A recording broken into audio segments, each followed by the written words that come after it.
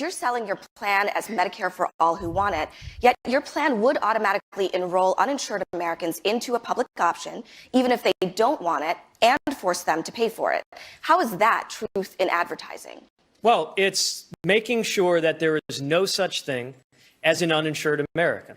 Look, the individual mandate was an important part of the ACA because the system doesn't work if there are free riders. What I'm offering is a choice. You don't have to be in my plan if there's another plan that you would rather keep. And there's no need to kick Americans off the plans that they want in order to deliver health care for all. And my plan is paid for. Look, our party should no longer hesitate to talk about the issue of the debt and the deficit. Now, we've got a dramatically better track record on it than Republicans do. In my lifetime, it's almost invariably Republican presidents who have added to the deficit, $1 trillion under this president. And it's why everything I've put forward, from Medicare for all who want it, to the historic investments we're going to make in infrastructure, to dealing with climate change, is fully paid for. When it comes to health care, you can do it in 2 moves. Of course, my plan costs $1.5 trillion over a decade. No small sum, but not the 20, 30, 40 that we're hearing about from the others. All I got to do is 2 things. Both of them are common sense. Allow Medicare to negotiate prescription drug prices and roll back the Trump corporate tax cuts that went to corporations and the wealthy that didn't even need it. Senator Warren. So I started this by talking about 36 million Americans, including Americans with insurance, who just can't even afford to have a prescription filled. We all talk about plans, healthcare plans that we have, and these plans are paid for. The problem is that plans like the mayor's and like the vice president's is that they are an improvement. They are an improvement over where we are right now, but they're a small improvement. And that's why it is that they cost so much less, because by themselves, they're not going to be enough to cover prescriptions for 36 million people who can't afford to get them filled. What we need to do is make the commitment that we know where the money comes from. We can ask those at the very top, the top 1%, to pay a little more. Those giant corporations like Chevron and Amazon who paid nothing in taxes, we can have them pay. And we can go after the corporate tax cheats. And when we do that, we have enough money to provide health care for all our people. Yes, we build on the Affordable Care Act, but where we end up is we offer health care to all of our people, and we can offer it at no cost or low cost to all of them. Mayor Buttigieg. It's just not true that the plan I'm proposing is small. We got to move past a Washington mentality that suggests that the bigness of plans only consists of how many trillions of dollars they put through the Treasury, that the boldness of a plan only consists of how many Americans it can alienate. This would be a game changer. This would be the biggest thing we've done to American health care in a half century. Let's measure the effect of our plans based on what they would do in our everyday lives. And yes, we're taking on cost. On prescription drugs, we'll have an out-of-pocket cap, even if you don't get the subsidies that would make it free, a $250 monthly cap. And here's why it's got to be monthly. You ever been in that situation or known somebody who finds that they've got to defer a procedure or delay filling a prescription to try to have it happen in the right month? Because of when your out-of-pocket cap hits, it makes no sense medically because most of us don't experience the economy on an annual basis. Our bills don't come in every year, they come in every month. Same with our paychecks, bi-weekly or monthly. That's why we set this up in a way to solve the problem without running up 20, 30, $40 trillion. Senator Warren, your response? Look, the numbers that the mayor's offering just don't add up. The average family in America last year paid $12,000 in some combination of deductibles and co-pays and uncovered expenses and fees. You can't cover that with the kind of money that the mayor is talking about. The way we have to approach this is we've got to build this, and we've got to build the alliances to make this happen. I can bring down the cost of prescription drugs like insulin and take hundreds of millions of dollars out of the system immediately in cost. We can get help to families, but we have to be willing to work together. We can let people experience what healthcare is like when it's you and your doctor, your mental health professional, your nurse practitioner with no insurance company standing in the middle. When people try it and use it, then Senator Warren, you acknowledged that Medicare for all, that you couldn't get there right away. You got on the bill that said on page 8, which is why I didn't get on it, that you would kick 149 million Americans off their current health insurance. Then, a few months ago, you said, no, you're going to wait a while to get there. And I think that was some acknowledgement that maybe what we're talking about is true. And I don't buy that it's not enough. It is a big step to say to people making $100,000 a year that your premiums will be cut in half, which is what the nonprofit public option will do. And if you talk, Mayor Buttigieg, about Medicare and having negotiation, I actually have led that bill for years. I have 34 co-sponsors. As president, I can get it done. That would allow Medicare to finally negotiate and lift the ban that Big Pharma got into law that says they can't negotiate for better prices for our seniors. I will get it done. Senator Sanders, coming to you now. CNN reached out to Iowa Democratic voters for their most pressing questions. Edward from here in Des Moines writes, Des Moines is an insurance town. What happens to all the insurance industry, the health insurance industry here if there is Medicare for all? What happens to all the jobs and the livelihoods of the people that live in insurance towns like Des Moines?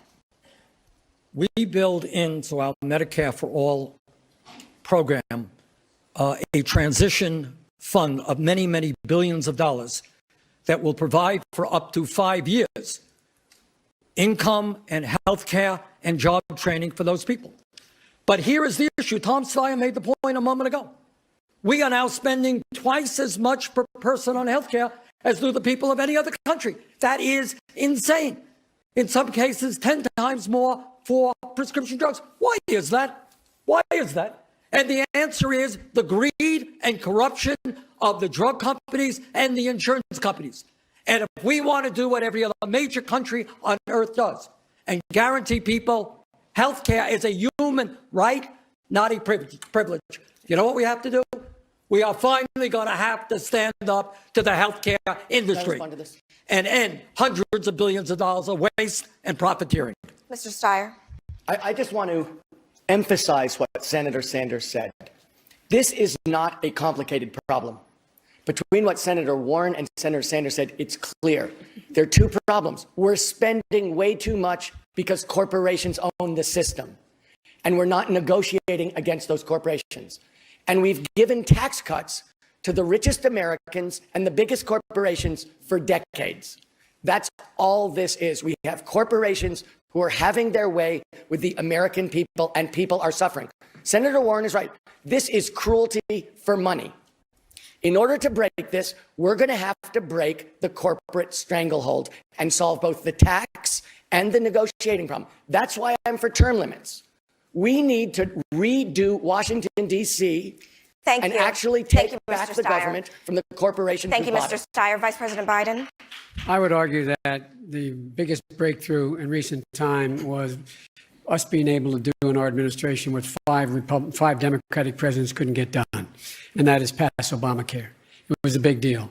Secondly, I would argue that the way you control drug prices is you limit what they can charge for those prices. You don't have to pay the price, limit what they can charge. If in fact they charge more than we set the price for, they can in fact, people can import from abroad, assuming that it is safe. We in fact, it's only yellow. Okay? And we can, in fact, do all of this and still provide people the option to stay, the roughly 150 to 160 million Americans who like the negotiated plan they have with their employers. If they don't like it or the employer gets rid of it, they can buy into a Medicare plan and the Biden plan. Let's talk a little bit more about prescription drugs right now. Prescription drug prices in 2018, Americans spent $335 billion on prescription drugs alone. That's about $60 billion more than they paid a decade ago. Senator Warren, you've called for the creation of a government-run drug manufacturer that would step in if there is a drug shortage or a price spike. Why does it make sense for the government for the government to manufacture drugs, especially when public trust in government is near historic lows? So let's do this both ways. What I also have said is I'm just going to use the power that is available, and I will do what a president can do all by herself on the very first day, and that is lower the prices of certain prescription drugs. I will lower the price of insulin. We already have the legal authority with the president to do that. President just hasn't picked up and used it. I will lower the price of EpiPens, of HIV/AIDS drugs. That's going to bring a lot of relief to a lot of families immediately. But you know, there are a whole lot of drugs, about 90% of drugs, that are not under patent. They're generic drugs. But the drug industry has figured out how to manipulate this industry to keep jerking the prices up and up and up. So my view is, let's give them a little competition. The government lets contracts for all kinds of things. They let contracts to build buildings. They let contracts to build military weapons. Let's let the contracts out, put the contracts out so that we can put more generic drugs out there and drive down those prices. This is a way to make markets work, not to try to move away from the market. You don't have to even use price controls. The whole idea behind it is get some competition out there so the price of these drugs that are no longer under patent drops where it should. Senator Klobuchar, do you believe the government should be manufacturing drugs? I am open to looking at it, but I would try these things first. Number one, I mentioned the Medicare negotiation. Number two, I have a plan, 137 things I found that a president can do herself in the first 100 days without Congress that are legal. And one of those things is that you can start bringing in less expensive drugs from other countries. Bernie and I had an amendment on this. We got 14 Republican votes on it. It was at midnight. They might have not known what they were voting for, but we got that.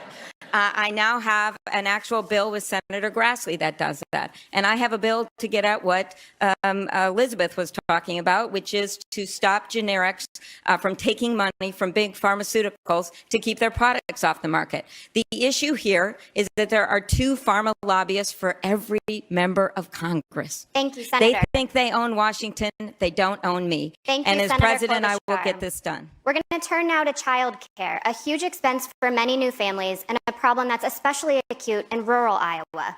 We have another question from an Iowa Democratic voter. Mayor Buttigieg, this is for you. Tiffany from Clive writes, as a young mom, I had to quit a job I loved because childcare costs were taking up 2/3 of my income. Many families don't have the option of quitting a job because that little bit of income is needed. That leads to families using whatever care they can find, and sometimes the results are deadly, as we've seen in Iowa over the last few years. How will you prioritize accessing quality, affordable childcare in your first 100 days in office? It makes no sense for childcare to cost 2/3 of somebody's income. We've got to drive it to 7% or below, and 0 for those families who are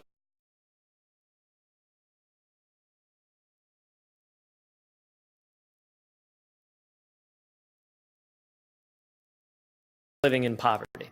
But this is happening to folks at every level of the income spectrum. I meet professionals who sometimes say that they're working in order to be able to afford childcare in order to be able to be working. It makes no sense, and it must change, and we shouldn't be afraid to put federal dollars into making that a reality. Subsidizing childcare and making sure that we're building up a workforce of people who are paid at a decent level to offer early childhood education as well as childcare writ large. We can do that. And until we do, this will be one of the biggest drivers of the gender pay gap. Because when somebody like the voter asking the question has to step out of the workforce because of that reason, she is at a disadvantage when she comes back in, and that can affect her pay for the rest of her career. Senator Warren, your education plan includes tuition-free public college for all, but you impose an income limit for free childcare. Why do your plans cover everyone for public college, but not childcare and early learning? No, actually, my plan is universal childcare for everyone. It just has some people adding a small payment. But understand this about the plan. I've been there. You know, I remember when I was a young mom, I had 2 little kids, and I had my first real university teaching job. It was hard work. I was excited, but it was childcare that nearly brought me down. We went through one childcare after another, and it just didn't work.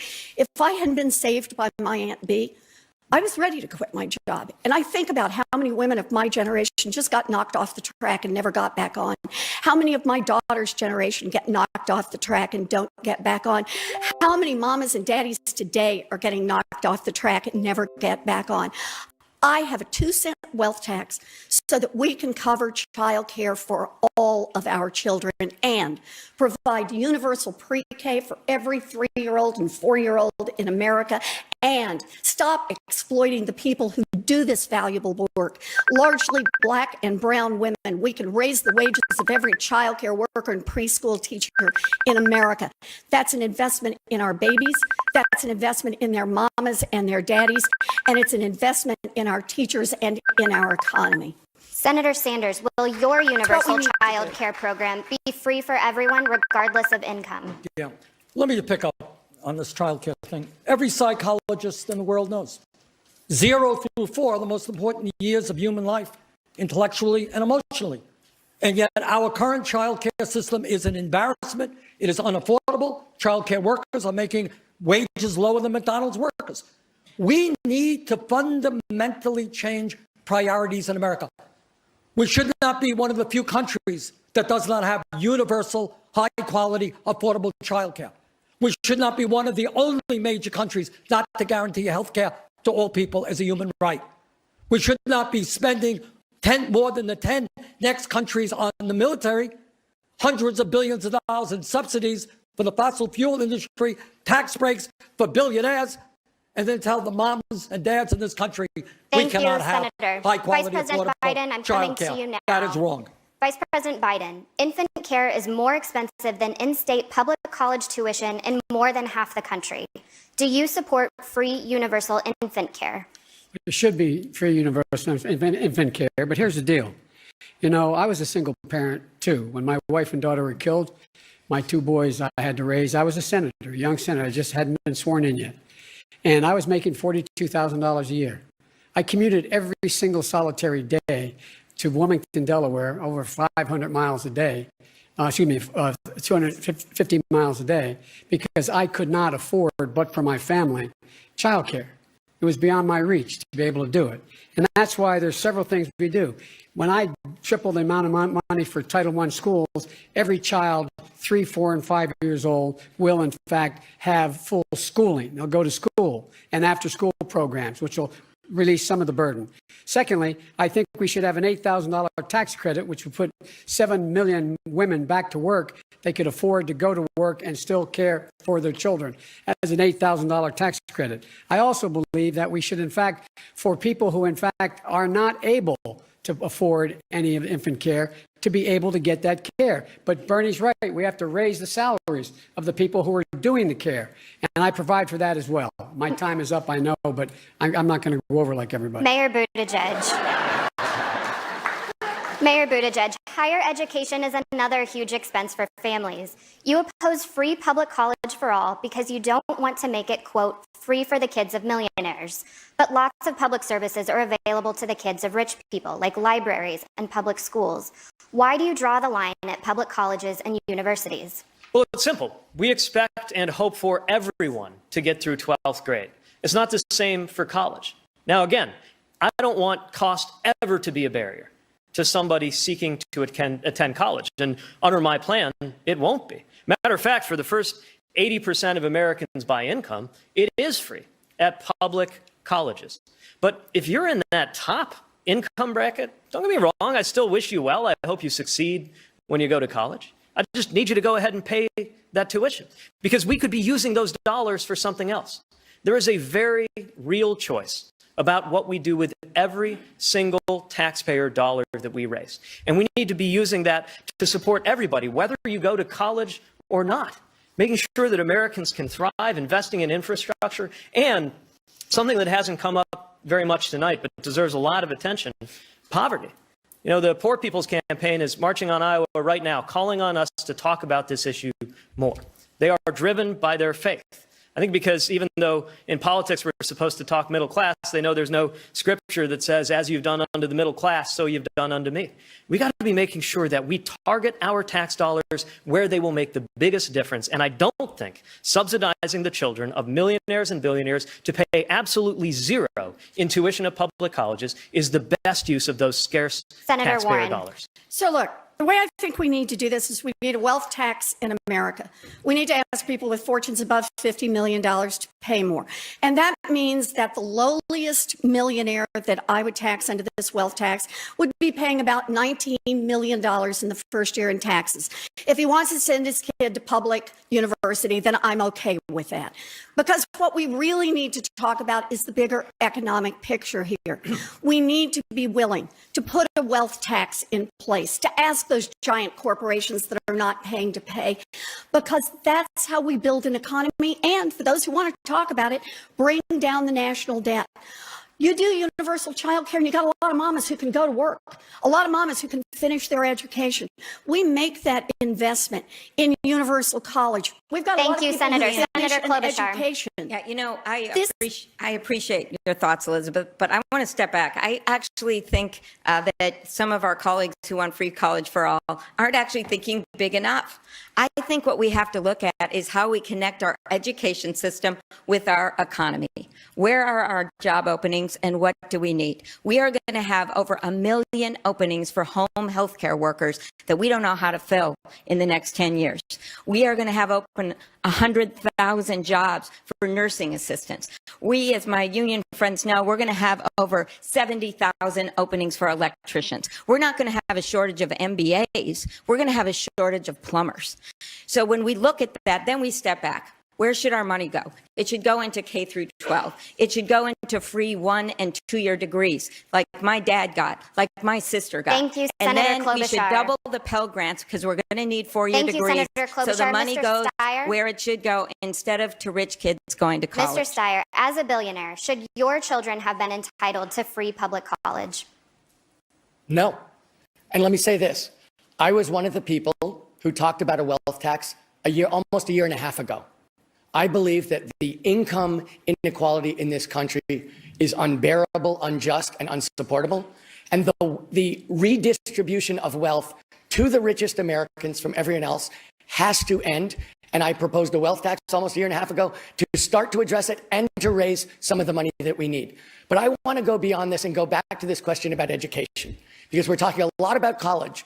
But in fact, if you talk about the Poor People's Campaign, you have to realize that for the youngest kids, they are getting an education that's relative to the taxes in their neighborhoods. We need to redistribute money so every kid has a chance, so we're not legislating inequality for the next generation, and so we actually invest in every single kid, specifically poor kids, specifically black kids, specifically brown kids. We need to start using the money dramatically more for Impeachment against President Trump to the United States Senate, launching the third trial of a U.S. president. The Republican-led Senate has signaled that it is likely to acquit him. Vice President Biden, if you're the nominee, is it going to be harder to run against President Trump if he's been acquitted and able to claim vindication, especially after what he said about your family? It's irrelevant. There's no choice but for Nancy Pelosi and the House to move. He has, in fact, committed impeachable offenses. Whether the Senate makes that judgment or not, it's for them to decide. And by the way, I'm told that I say we have to unite the country, and it's going to be harder after this trial. It may be. But look, I understand how these guys are, this Republican Party. They've gone after, savaged my surviving son, gone after me, told lies that your networks and others won't even carry on television because they're flat out lies.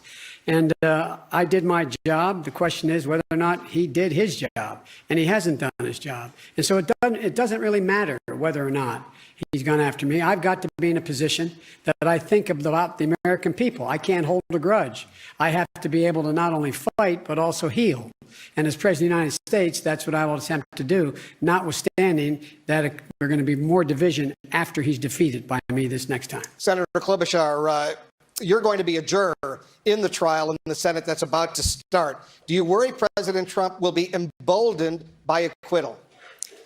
No, we have a constitutional duty to perform here.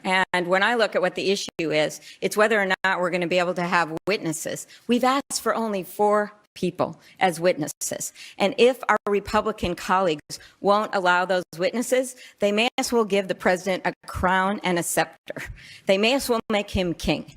And last time I checked, our country was founded on this idea that we didn't want to be ruled by a king. And I think the best way to think about this trial and what we're facing in this election is a story of a man from Primgar, Iowa. His name was Joseph Welch. He came from humble beginnings, the son of immigrants. He became the Army Counsel, and he was the one that went to the Joseph McCarthy hearings. And when McCarthy was blacklisting people and going after people because of their political beliefs or supposed political beliefs, there was only one man, everyone that was afraid, they're afraid of being blacklisted, Joseph Welch. He stood up and looked at McCarthy and said, "Have you no sense of decency, sir? Have you no sense of decency?" This is a decency check on our government. This is a patriotism check. Not only is this trial that, but also this election. And no matter if you agree with everyone here on the stage, I say this to Americans, you know this is a decency check on this president. Mr. Steyer, you've spent millions and millions of dollars telling the American people that President Trump deserves to be impeached. Will it have been worth it if he's been impeached but not removed from office? Well, Wolf, actually what I've done is to organize a petition drive of 8.5 million Americans to sign and say this president deserves to be impeached and removed from office. And those 8.5 million people have called their Congress people, have emailed their Congress people, and have actually dragged Washington, D.C. to see that, in fact, this is a question of right and wrong and not of political expediency. So if you ask me, whether standing up for what's right in America, standing up for the American people and our safety, standing up for the Constitution, whether doing that and trying to bring the truth in front of the American people in televised hearings so we can decide what the truth is for ourselves. If you think that that isn't worth it, then you don't share the idea that I do about what the America's about. Standing up for what's right is always worth it, Wolf. And I will never back down from that. Senator Warren. A Senate trial is expected to keep you in Washington in the weeks leading up to the Iowa caucuses here. How big of a problem? Constitution of the United States of America. It says that no one is above the law. That includes the President of the United States. If we have an impeachment trial, I will be there because it is my responsibility. But understand this. What that impeachment trial is going to show, once again, to the American people, and something we should all be talking about, is the corruption of this administration. That's what lies at the heart of it. It is about Donald Trump putting Donald Trump first, not the American people, not the interests of the United States of America, not even in helping Ukraine defend against Russia. It is about him helping himself. That is what we need to do to win this election. We need to draw that distinction and show that as Democrats, we're not going to be the people who are just out for the big corporations, people who want to help themselves, that we are going to be the party that is willing to fight on the side of the people. That's why we're here. Let's turn now to the climate crisis. Here in Iowa, parts of the state remain underwater after record-breaking flooding began last spring, racking up an estimated $2 billion in damages. Today, many Iowans are still displaced from their homes. Mayor Buttigieg, you've talked about helping people move from areas at high risk of flooding. But what do you do about farms and factories that simply can't be moved? That's why we have to fight climate change with such urgency.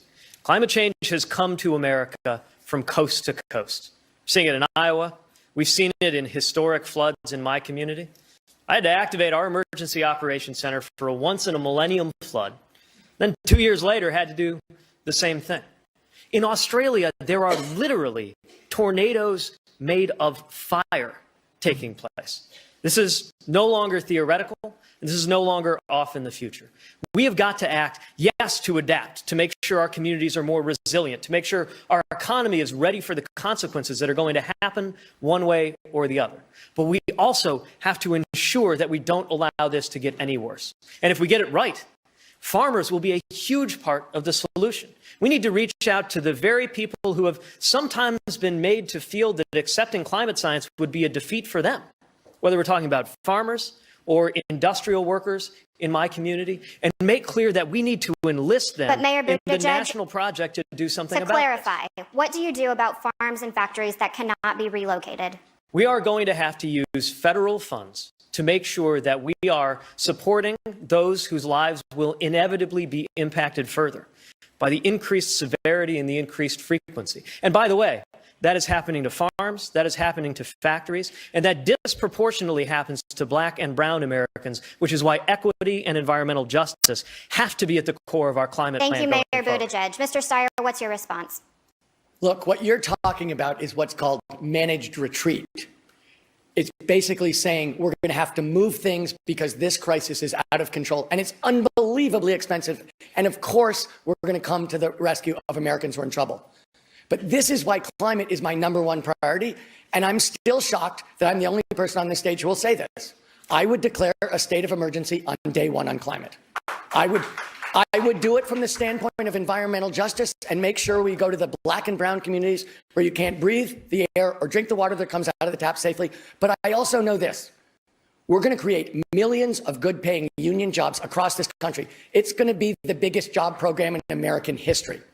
So I know we have to do it. I know we can do it. And I know that we can do it in a way that makes us healthier, that makes us better paid, and is more just.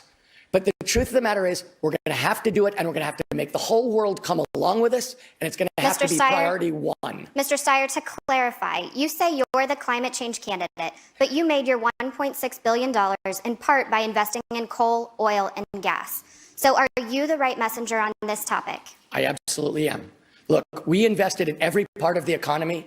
And over 10 years ago, I realized that there was something going on that had to do with fossil fuels that we had to change. So I divested from fossil fuels. I took the giving pledge to give most of my money away while I'm alive. And for 12 years, I've been fighting the climate crisis.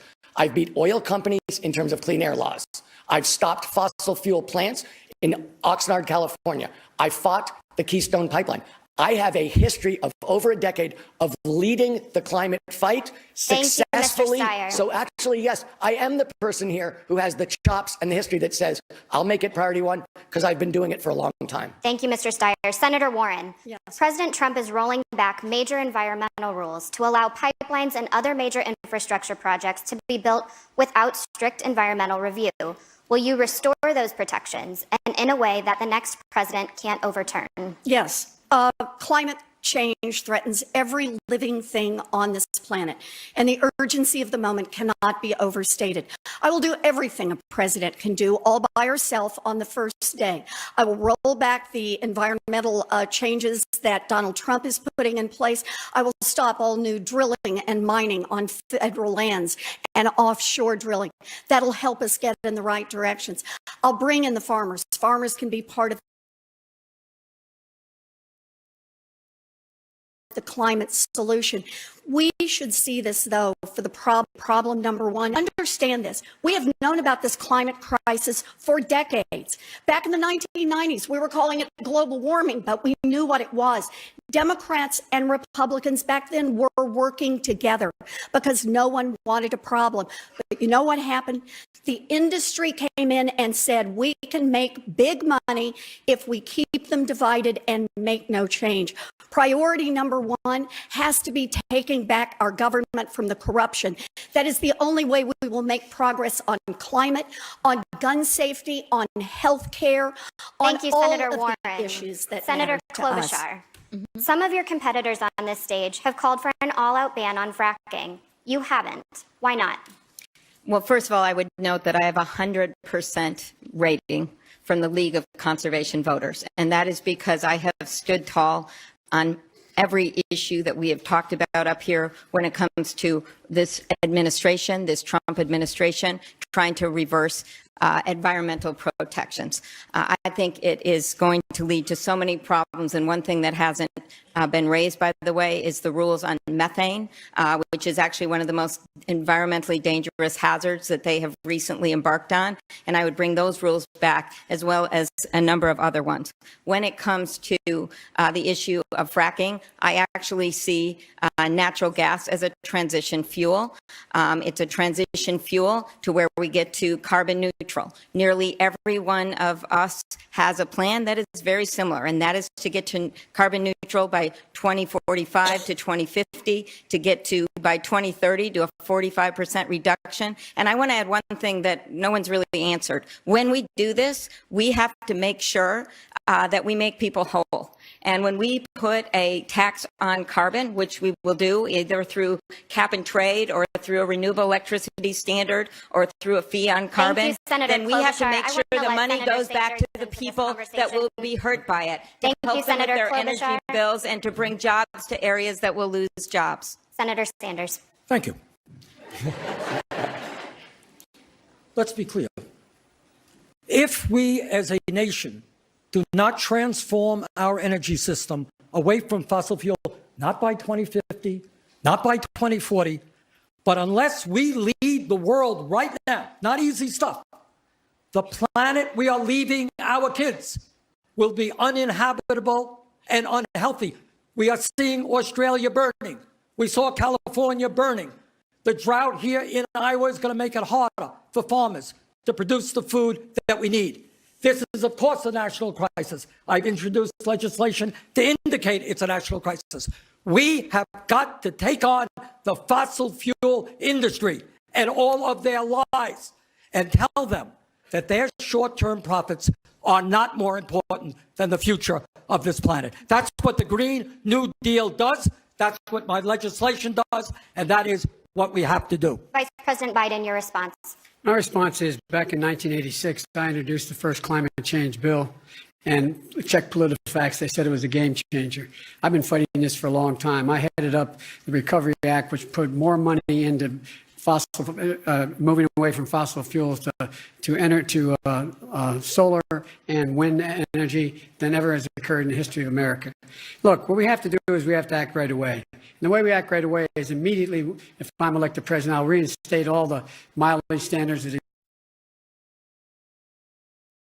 existed in our administration, which were taken down. That's 12 billion gallons of gasoline, barrels of gasoline to be saved immediately.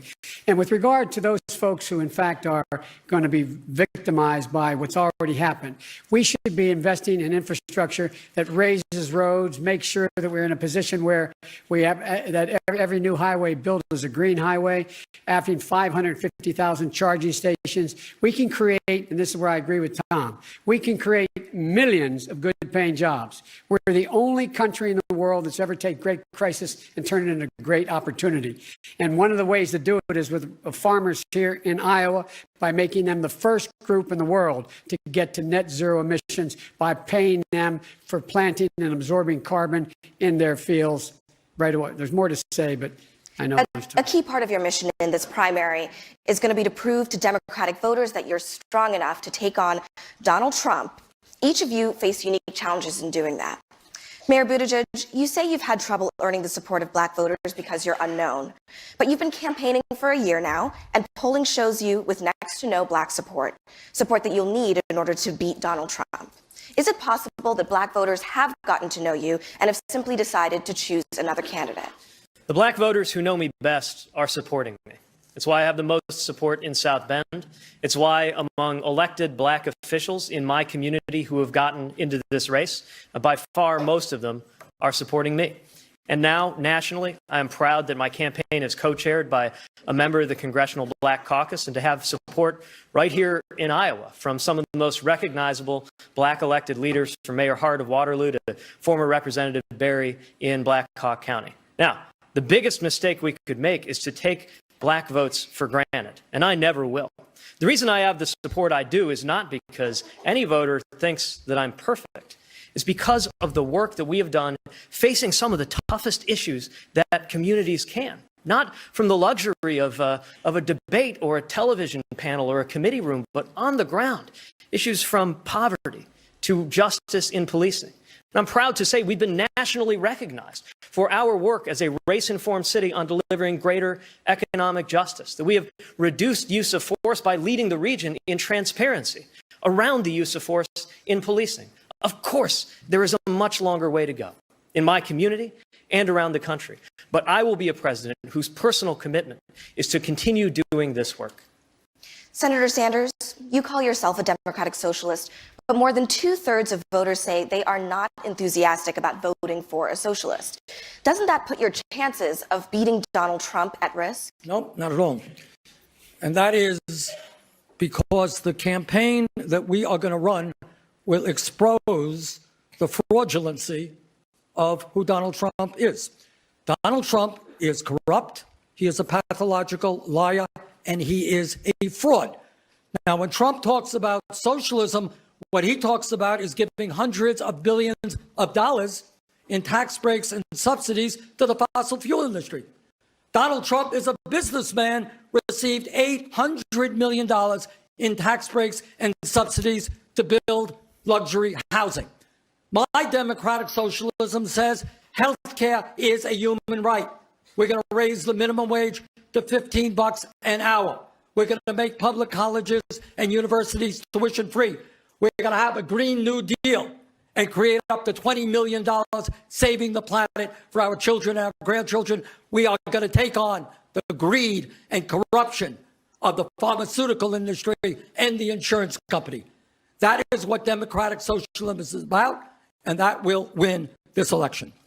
Mr. Steyer, you've spent more than $100 million of your own dollars on television ads. How do you convince voters that you're more than just your money? Look, we know how Donald Trump is going to run for president. He's going to run on the economy. He's already told Americans last month in Florida, you don't like me and I don't like you, but you're all going to vote for me because the Democrats are going to destroy the economy in 15 minutes if they get in control. So let's be clear. I started a business by myself in one room. I didn't inherit a penny from my parents. I spent 30 years building that business into a multi-billion-dollar international business. Then I walked away from it and took the Giving Pledge and started organizing coalitions of ordinary Americans to take on unchecked corporate power. But whoever is going to beat Mr. Trump is going to have to beat him on the economy, and I have the experience and the expertise to show that he's a fake there and a fraud. Look, Mayor Pete has 3 years as an analyst at McKinsey. I have 30 years of international business experience. I can beat Trump on the economy. We're going to have to beat him on the economy, and I look forward to taking him down in the fall on the debate stage. Mayor Buttigieg. You demoted me. I was actually an associate, but that's okay.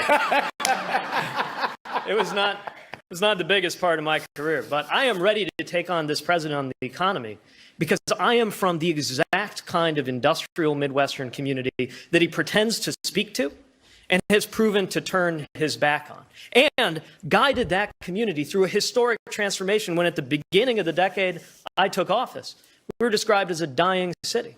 I'm ready to take on Donald Trump because when he gets to the tough talk and the chest thumping, he'll have to stand next to an American war veteran and explain how he pretended bone spurs made him ineligible to serve. And if he keeps trying to use religion,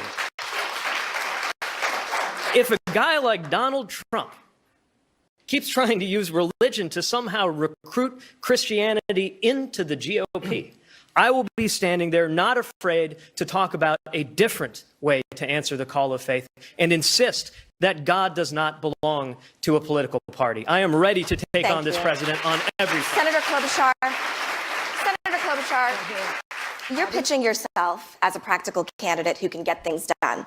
And even tonight, you've dismissed some of the ideas that are offered in this primary as pipe dreams. How are you going to inspire Democratic voters with a message of pragmatism? Our voters, actually all Americans, have seen now a number of years of a guy that has, I think, told over 15,000 lies. He is someone that literally has a rap sheet of divisive rhetoric. And I think what Americans want is something different. I am going to be able to stand across from him on that debate stage and say to my friends in Iowa, the Midwest is not flyover country for me. I live here. I'm going to be able to look at him and say, you've treated these workers and farmers like poker chips.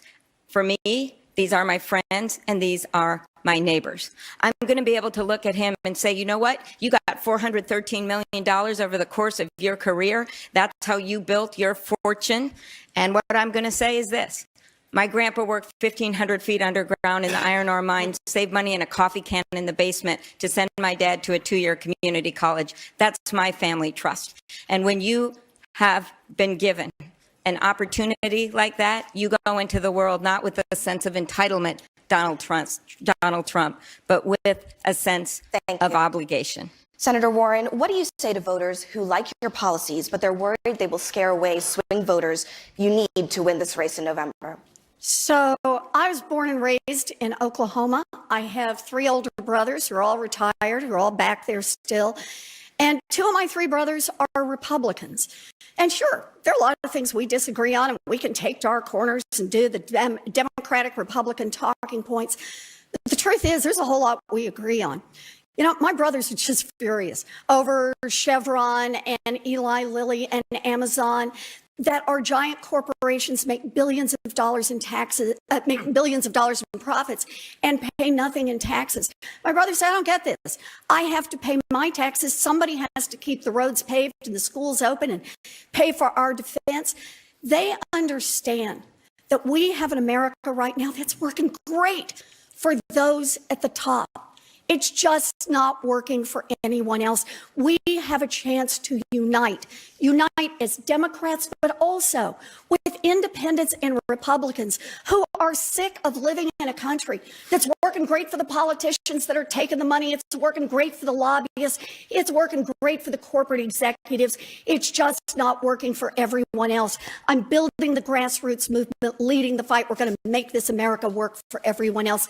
That is how we're going to beat Donald Trump. Vice President Biden, the eventual nominee will face President Trump, who has no problem mocking people, using insulting nicknames, slinging mud, and telling lies. The debate against him will make tonight's debate look like child's play. Are you prepared for that? I am prepared for that. Look, I've been the object of his affection now more than anybody else in this state. I've taken all the hits he can deliver, and I'm getting better in the polls, my going up. And by the way, I have overwhelming support from the African-American community, overwhelming, more than everybody else in this operation, number one. Number two, working-class people where I come from in Pennsylvania, the places I come from in Delaware, I have great support. I have support across the board, and I'm not worried about taking on Donald Trump at all. And with regard to the economy, I can hardly wait to have that debate with him. Where I come from, the neighborhoods I come from, they're in real trouble. Working class people and middle class people. When the middle class does well, working class has a way up, and the wealthy do well. But what's happening now? They're being clobbered. They're being killed. They now have in a situation where if the vast majority believe their children will never reach the stage that they've reached in economic security. I love that debate because the American public is getting clobbered. The wealthy are the only ones doing well, period. I'm looking forward to the... Even his ego. It is about your health care. It is about your schools. It is about your lives and your future. So if you want to do something about racial justice and immigration reform and climate change and gun safety, we need a candidate who is actually going to bring people with her. I have won every race, every place, every time. I have gotten the highest voter turnout in the country when I've led the ticket. I have passed more bills as the lead Democrat than anyone who's in Congress that's running for president. I believe that we need a president that's going to look out for you. It is easy to hurl insults. It is easy to draw lines in the sand and sketch out grand ideological sketches that will never see the light of day. What is hard is bringing people together and finding common ground instead of scorched earth. What is hard is the work of governing. So if you are tired of the extremes in our politics and the noise and the nonsense, you have a home with me. Join me at amyklobuchar.com. Mr. Steyer. I know that Iowans are going to caucus within 3 weeks. And I want to tell you how I feel about the American people. Look, I played team sports my entire life. The bond between teammates is deep and emotional and full of love. And as far as I'm concerned, the American people are my teammates. And if there's one thing I will not permit, it is someone to run down the field and kick my teammate in the face. And that is exactly what I've seen over the last 7 years, traveling around this country, seeing these Republicans led by Mr. Trump basically kicking the American people in the face. I am prepared to take on Mr. Trump on the debate stage and take him down on the economy. But I am asking for your support because I know that if I'm going to be a good teammate to you and give you absolutely everything without any compromise, I need the support of you on caucus night so I can turn around and together we can take back this country and together we can save the world. Mayor Buttigieg. This is our moment. This is our one shot to defeat Donald Trump. And to do it by such a big margin that we send Trumpism into the dustbin of history, too. But we cannot take the risk, with so much on the line, of trying to confront this president with the same Washington mindset and political warfare that led us to this point. If you are watching this at home and you are exhausted by the spectacle of division and dysfunction, I'm asking you to join me to help turn the page on our politics. If you're seeing the president boast about the Dow Jones, wondering whether any of that will ever get to your kitchen table, join me. If you're a voter of color, feeling taken for granted by politics as usual, join me. If you're used to voting for the other party, but right now cannot look your kids in the eye and explain this president to them, join me. We have a chance to change all of this if we can summon the courage to break from the past. That is why I am running for president. It is why I am asking you to caucus for me on February 3rd, and I hope that you will go to PeteForAmerica.com and join me in this effort. Senator Warren. So much is broken in this country. I sat here in the break and just made notes about many of the things we didn't get to talk about tonight. How the disability community is struggling for true equality. How gun violence and active shooter drills worry every mother in this country. How children are living in poverty and seeing their life chances shrink. How trans women, particularly trans women of color, are at risk. Black infant mortality, climate change that particularly hits Black and brown communities. People who are being crushed by student loan debt, farmers who are barely holding on, people struggling with mental illness. And yet I come here tonight with a heart filled with hope. And it's filled with hope because I see this as our moment in history. Our moment when no one is left on the sidelines. Our moment when we understand that it comes to us to decide the future of this country. Our moment when we build the movement to make real change. Hope and courage. That is how I will make you proud every day as your nominee and as the first woman president of the United States of America. Senator Sanders. It's been a good debate, but we haven't asked the major question. The major question is, how does it happen in the richest country in the history of the world that half of our people are living paycheck to paycheck, trying to get by $9, $10 an hour? How does it happen